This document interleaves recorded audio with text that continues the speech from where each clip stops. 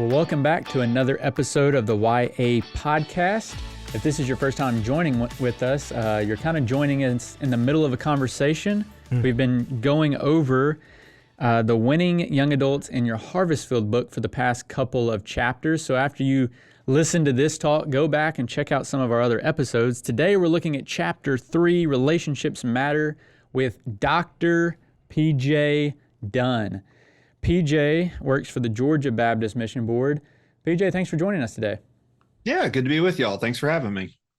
So PJ, tell me and Lorenzo and the audience here just a little bit about yourself, your family, your job. Fill the audience in on you.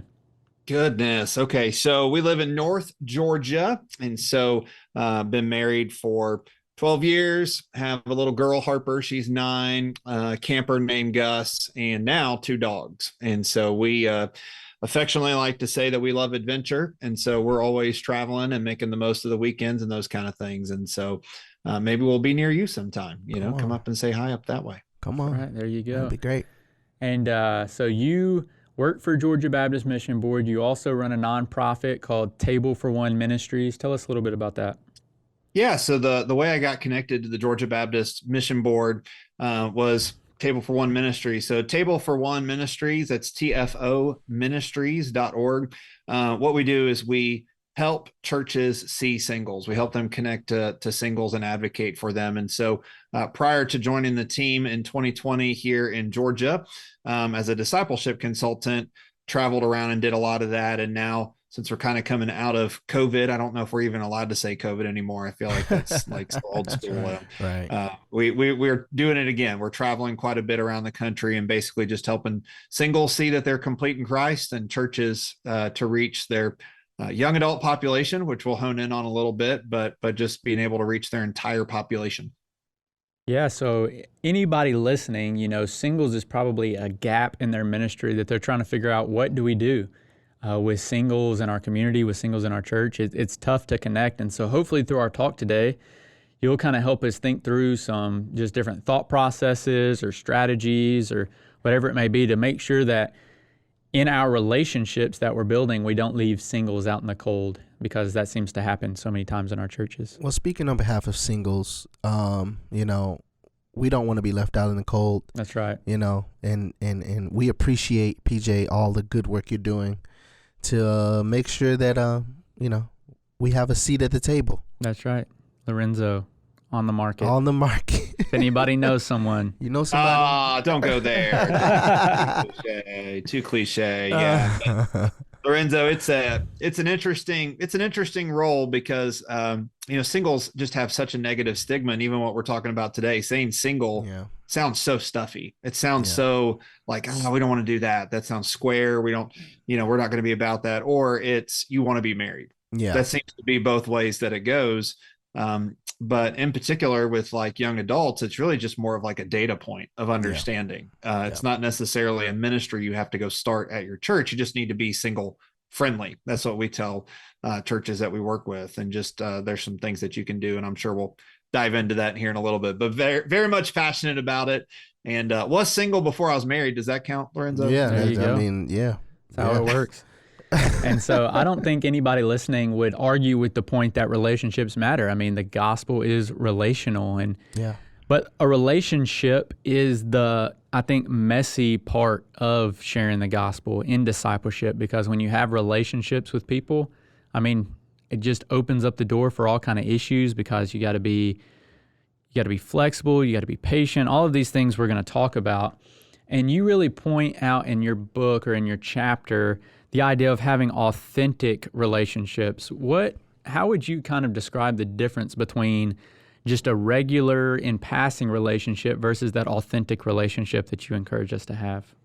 Yeah, I feel like authentic relationships, other words for authentic are genuine, real, tangible, and sometimes people define that different ways. They'll define it with a program, right? They'll say an authentic relationship is 6 a.m. every Tuesday, we have coffee and hang out together. But for me, it's really about loving people for where they're at, like Jesus loved us where we were at. And while we were still sinners, Christ died for us. And so it's the authenticity part of it is being transparent it is being real. It is saying that there are challenges and there are good things.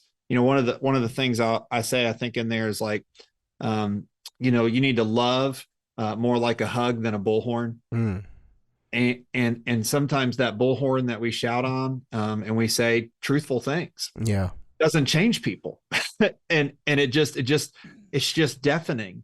Twitter is a bullhorn. But if we're going to look at social media platforms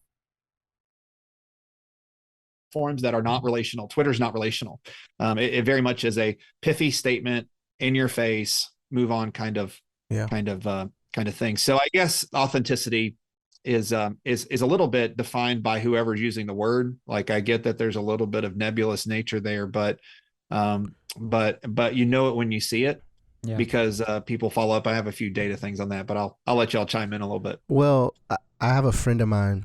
I was just having this conversation yesterday, at the time of this recording, but yesterday I was having this conversation with a friend who has a sister who is just dealing with some depression and for a while, and also just lost her father.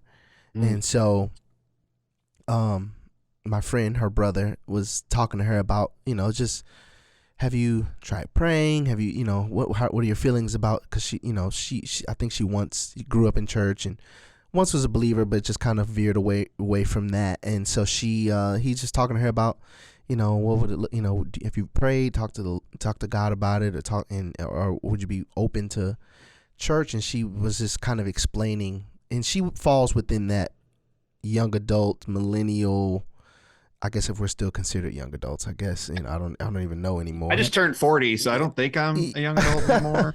Well, Baptist, like 55 and under. Yeah. So but she would fall in that range, and we were just talking about it, and he was just trying to encourage her, just because she was explaining how she dealt with kind of just some things in church that kind of turned her off. And one of the things she noted was just kind of that judgmental, and I guess another, how I understand it, that bullhorn mentality of just kind of, we're just going to tell you what you need to be doing versus building actual genuine relationship with you, that even when we give instruction or even when we give correction, that it's still received in love. And I think that can be a challenge, especially, I feel like, and I can't speak for other generations, but I feel like it's way more prevalent with our generation and younger, where it's extremely important for young people to feel like they're connected to somebody that's trying to give them some sort of instruction or correction. And sometimes there could be a disconnect when you especially if the bigger your church, the bigger the disconnect from leadership can be. And so I think that idea of the bullhorn, the hug versus the bullhorn, as I was reading the chapter, was something that stuck out to me. And I mean, I can tell when somebody is wanting a relationship with me to get something, right? Yeah. So they just want to be my friend because they don't have any young adults in their church and they want me to come, or they want me to fill that position, or they want me to be in that class, but they don't really care about me. I mean, you can tell the difference between somebody who wants something from you, and so that's why they're talking to you, versus they genuinely care about you. Yeah. And that's kind of the line that I saw as a difference in the way that I was reading, was like, are you willing to have that relationship even if that person never comes to your church? Mm-hmm. Like, even if they didn't come to your small group, even if they didn't come to your church, would you still reach out to that person, care about that person, invest in that person, even if we don't, quote unquote, ever see results from it? Yeah. And I think that makes a difference. And PJ, you kind of mentioned that in the idea of our programs, how they should align with our mission, vision, values, strategies, and how if we have inflexible outputs, our inputs, the young adults may not fit in that. Talk to us a little bit about that, how our programs should more align with those things and how we can do better at that.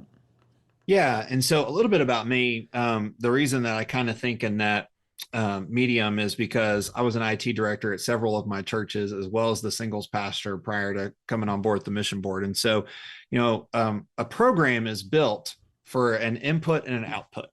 And so you go in and you say, okay, what are my inputs, right? And then you say, okay, what do I want my output to be? So when we built Sunday school, we had a set of inputs. This is our people. This is who it is. This is how the world works. And we had a set of outputs. We want them to be in community. We want them to love one another. And let's just be honest, it worked, guys. Like there's so much data that shows that what we built as a program worked for Sunday school. And so I don't have a problem with Sunday school. I just think that we're missing the input. The input is not 1950, 1960, 1970 anymore. And part of that is that they're single. Part of that is that I think we have one of the greatest engines in the world to receive people and help them feel God's love. We are relational by nature, what we do in the church. We are relational. Yeah. But that input's modified, right, Lorenzo? And so when you look at millennials and Gen Z, they don't want church, they want relationships. Right. And so when they say come to church, you're inviting them to a program. Right. When you say come to lunch with me after church, you're inviting them to a relationship. And that's the nuance that this generation's really going to listen to. Yeah. That they get that you have something that they don't have. In fact, the Surgeon General said it this way, that the young adults are one of the loneliest generations this country has ever seen. We are the most technologically connected we've ever been, but loneliness has doubled since the 1980s. Oh. And so somewhere around 63% of adults report being lonely under the age of 45. Wow. Is there like a connection? You just say it again. Sorry. I'm sorry, but is there a connection to, because of technology and us not really connecting in the same kind of way, or is it cite like what that cause is? Yeah, so what the U.S. Surgeon General says is that we don't do interpersonal relationships well, and we have to get back to doing that. And so they're turning to the faith community. Oh, wow. The government is, and they're saying, hey, we really want you to do this because it's actually bad for people to not be together. Yeah. And, does online church work? Sure. Can you stream? Yeah, that's your new front door. There's all kinds of technological things that aren't evil. Yeah. But we have to become all things for all people, for some to come and know. That's what Paul says, that we have to be willing to adapt. And so that goes back to that input conversation, Ryan. It goes back to who is my community? And that's what we lean on so heavily at Table for One. And when I'm doing consulting here in Georgia, tell me who your community is. Tell me what makes you all unique. I want to know. I was preaching down in Fitzgerald the other day, Fitzgerald, Georgia. It's totally different there than Atlanta. And you can look on a map and figure that out pretty quick. So the input is going to be different. But we know that the output is to be a disciple who makes a disciple. We know that we want that output to be there. We know that Jesus called us to go and make disciples, but I feel like we're not seeing the input in all of our context. And we want to plug and play a program like Sunday school or even worship models that aren't the community that's around us. And so we have churches that are great at what they do, but maybe they're just not seeing the people down the street that really do want to be involved in what they're involved in. And it's not just a type of worship song, right? This is bigger than that. This is saying that we really love you and this is how we love you. And that's where authenticity comes in. And so that loneliness thing that your friend was talking about, Lorenzo, it's the front door. Yeah. And so I think that's one of the input things that I think we need to harp on, is Jesus is a relationship, and we really do want you to be in this relationship with people. So. Yeah.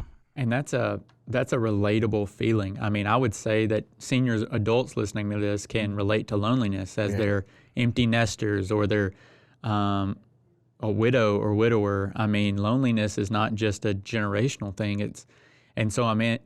Man, what an opportunity to combat loneliness for all generations through intergenerational discipleship. Yeah. Of just reaching out and, kind of looking at the research and why this is as important as it is, millennials right now are the largest living generation that we have. Yeah. And so if there is this high percentage that are single, or if there's this high percentage that are lonely, I mean, what are we as a church doing with our programs or with our relationships or with our outreach to start trying to address some of these issues of how can we minister to the singles? How can we be single friendly, like you said? How can we have these authentic relationships? How can we see past the aging of our pews to the actual needs in our community? Or do we even see them? Do we see the needs in our community? Do we see the young adults? Or do we just say, oh, well, there's no young adults in my church. There must be no young adults in my community when there's young adults everywhere. We're just not seeing them. Yeah. Well, and Paul had to get fresh eyes. And sometimes, Ryan, we just think we're going to wake up and everything's just going to be different tomorrow, and we're going to run 100 more in worship. Mm-hmm. And you just defined program success. Yeah. You didn't define people success. And so people success is different. That's where we can start talking about life change stories of somebody you met down the street or somebody you interacted with. And I think we just need that fresh vision. Like, you'll find the young adults in your community. You will find a way to connect with them when you have the scales fall off of your eyes, much like Paul did, and you say, hey, we're going to find a way forward. I mean, Paul lived in a very hard time. Mm-hmm. Sometimes we think like, man, we're just, everything is so bad in America right now. The culture and, Christianity is just not a given anymore. And it used to be. It's always been hard. Yeah. It's always been hard. Paul was facing a pagan culture and standing around and talking to people and telling them about Jesus because the relationship mattered. Like he wasn't showing up and doing a plug and play program, guys. Yeah. Like he was showing up and being relational. And I think that's why he says I became, what I needed to in that circumstance. And so I jokingly equate that to, I have a pair of boots, a pair of flip-flops. I have a pair of Toms. Depending on where I am in Georgia, depends on what shoes I'm wearing. Yeah. To church on Sunday so that I can meet the culture where they're at. And I'll be somebody different. I'm still PJ. I'm still going to be me. But I want to meet you where you're at, and I don't want something to be a barrier. I have a question. In kind of what you've been doing with Table for One and all the other ministries that you're a part of, in this post COVID world we live in, where we're kind of seeing a fluctuation of attendance at church and just people's willingness to go to the physical church in general. Have you seen any value or seen any conversations or anything like that around, because even in the Bible days, it wasn't, people weren't coming necessarily to some big gathering, big church. It was a lot of small communities meeting in homes, things like that. Where have you seen value in community building in a situation where people weren't, coming out of a situation where people weren't able to gather, where we've had to kind of reconnect in a different kind of way? What does that look like in this this new, if that makes sense, in this kind of post-COVID world that we live in? It's a great question. Churches are frustrated that people don't show up every Sunday. Yeah. But I'll rephrase what you just said. Churches are frustrated. However, shame is an excuse, not a strategy. Mm-hmm. And so when we shame people for not coming to church every week, they're going to find something else to do. Yeah. They don't want to show up to be told you're less than. Now, Should you be so sold out for God that you'd want to be there every Sunday? Absolutely. Mm-hmm. So should you be a leader in your church so you don't want to miss on Wednesday night? Absolutely. Yeah. Like, we want you to have those things. We want you to be a part of that. But this generation, Lorenzo, to your point, and the next generation coming does not see weekly the same that the previous generation did. Mm-hmm. Weekly was a 7-day cycle was how the world operated when boomers came into the world. Mm. The builder generation, they really did rest on Sundays. Mm-hmm. Saturdays were off days. Monday through Friday was work days. Business hours were 8 to 5. We just don't live that way anymore. We live in an on-demand culture of Netflix 24/7. And so Netflix is different than live TV because you just turn it on and I want what I want now. That'd be great. Thanks. Right. That's what this generation wants. And that's not going to change. Yeah. So where our congregations are struggling is to figure out, how do I get commitment? What does commitment look like? What kind of attendance would I say is committed?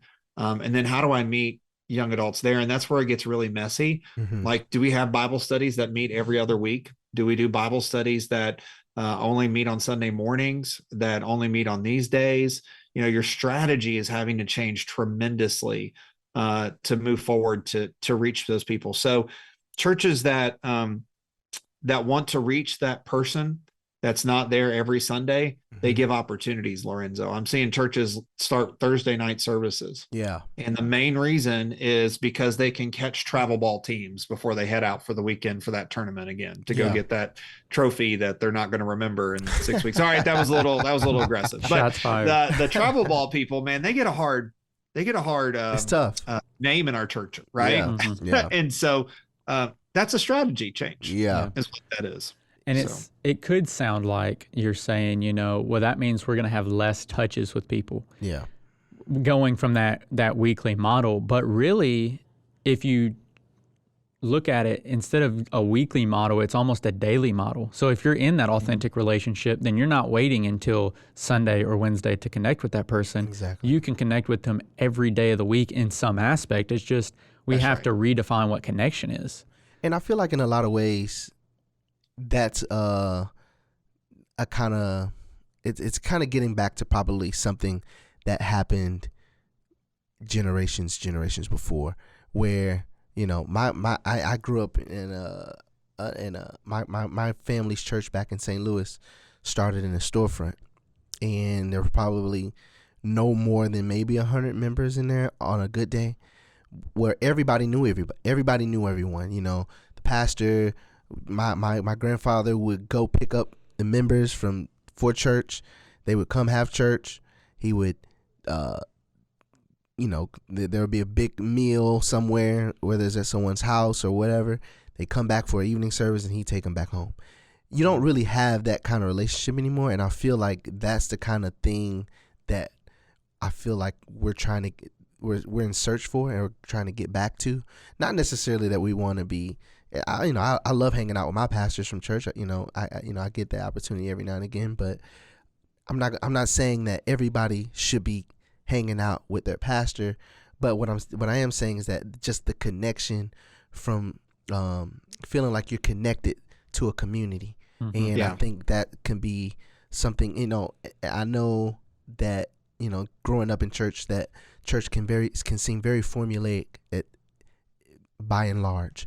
Where you come to church, you have a church service from 11 to 12:30, and you're there with your family. You may see some people that and then you don't see those people probably until Wednesday Bible study or whatever it is. The next time, the next big gathering is. Whereas having a community means that we're doing life together. So I saw you on Sunday, but we might be getting lunch on Tuesday, or I might see you on Wednesday at Bible study, but we may be, you text me and told me that, the babies that your friend's about to have is getting ready to be delivered. So we all showed up to the hospital with balloons. And I think that's the kind of connection that I know that I personally crave and love. And I'm so grateful living here in Tennessee for 5 years now. It took a minute, but I was able to kind of cultivate that kind of community over time, because it wasn't like that in the beginning. Well, and I use the phrase "be a friend worth having" a lot, Lorenzo. Like, be a friend worth having, and we understand friendship, but discipleship is scary. We understand that being a friend to somebody makes sense, especially down in the South. Like, we get what being a good friend is. You sacrifice for the other person. You're there for them. I'm going to take your call at 2 a.m. Like, we get friendship. But when we say discipleship, we go, 9 a.m. in this Sunday school classroom. That's all. Yeah. And that's the program versus people paradigm that really does have to change, because we lean on programs too heavily to be the people arm.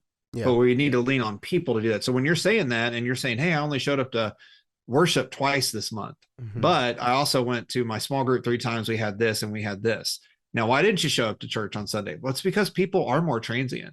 Yeah. Like, let's just be honest. People are taking trips. They are going places. Young families are doing things on the weekends. And COVID did change that. Yeah. COVID absolutely changed the rhythm of how we saw life. We became a day-to-day society more than a 7-day society, to your point. Yeah. And so, Ryan, I'm sure you're seeing that in Tennessee too, as you're going around. It's everybody's trying to figure out this new paradigm, and I don't mean to cheapen the struggle by saying it's just people, because there's going to be a pastor listening or somebody struggling and going, yeah, now give me a program to how to fix that. Yeah. And I get, okay, I know what you're saying.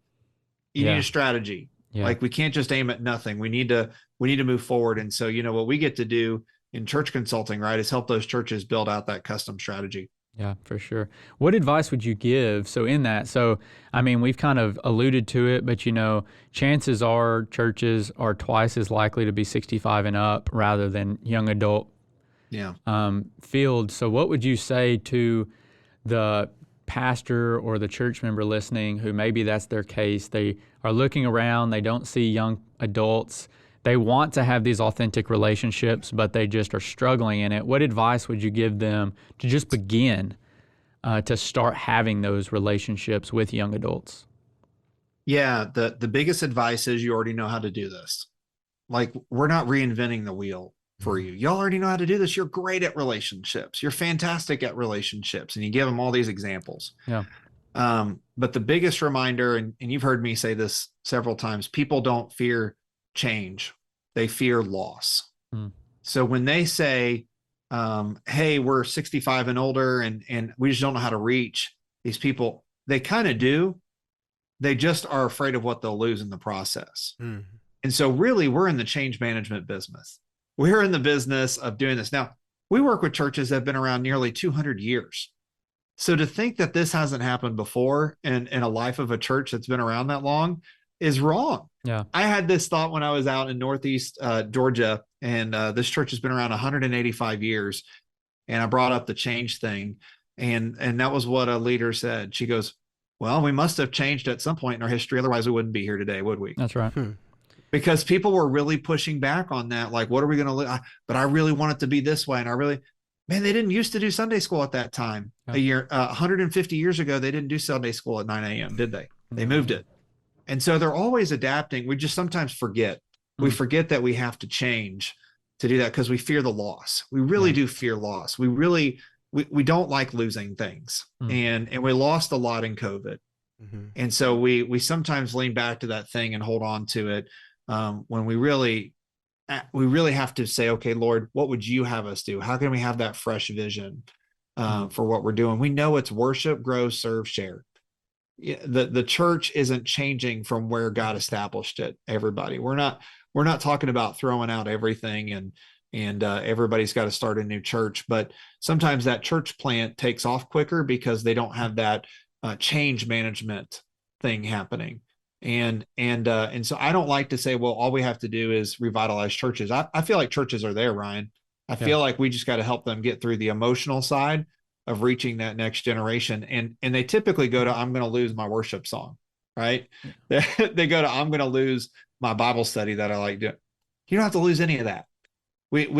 God's house is big enough to do different things and to reach different people. And so everybody, you're not going to lose these things, but it is going to change. Yeah. And we are going to change a little bit so that we can reach people, because that's what we're called to do. So I feel pretty burdened by that. Like, I feel sad for people when we have that conversation, because I really empathize.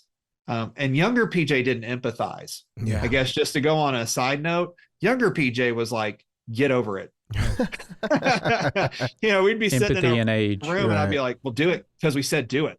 I don't understand why are we still talking about this? Like, get out and do that. Why can't you invite one person to church? Yeah. Why can't we, you're just really like, black and white is sometimes what it gets called, or but I think I just lacked the empathy to understand the other side of the situation. Didn't change the outcome. Yeah. Like, God still called us to these things. But if you're a church that's been around 175 years, you absolutely have changed to reach the next generation. Otherwise, you would not exist today. So that's what I try to remind people of. Well, and it's encouraging to me as well. I mean, just to think you don't have to change your worship style, your preaching style, you don't have to, have a young adult minister or a singles minister on staff to be single friendly or to be young adult friendly or to start a relationship with a young adult. I mean, that's where it starts. It doesn't start by creating this, like you were mentioning, a whole big program. It just starts with you caring about other people enough to share the gospel to them and share your life with them. And then all of that other stuff